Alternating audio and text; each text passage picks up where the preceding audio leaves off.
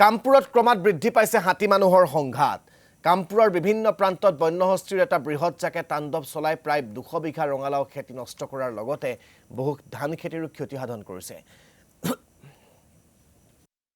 ধৰি কামপুৰ, নৈপাম, বেঙেনাহাটী আৰু পশ্চিম কাৱৈমাৰীত বন্যহস্তীৰ জাকটোৱে চলাই আহিছে সন্ত্ৰাস। খেতিপথাৰ নষ্ট হোৱাত চৰকাৰক ক্ষতিপূৰণৰ দাবী জনাইছে ভুক্তভোগী কৃষক ৰাইজে। দেহমান আহি পেলাই ৰঙালাওৰ খেতি চবকেইটা খাই শেষ কৰি দিলে। তাৰপিছত আমি খেদাবলৈ লৈছোঁ, ৰাইজে খেদাবলৈ দিয়া নাই। কিহৰ কাৰণে কৈ আছে যে মানুহৰ ঘৰত সোমাব হাতীকেইটা, ইয়াৰ খেতি পথাৰৰ পৰা ওলাবলৈ দিয়া নহয়। কৈছে আমি কৈছোঁ যে ইয়াৰ পৰা আমাৰ ইমান কষ্ট কৰি খেতি কৰিছোঁ, ইমান টকা খৰচ কৰি পেলাই সিহঁতে গাঁৱৰ মানুহে একো মাত দিয়া নাই। কিমান বিঘামান খেতি কৰিছিল আপোনালোকে?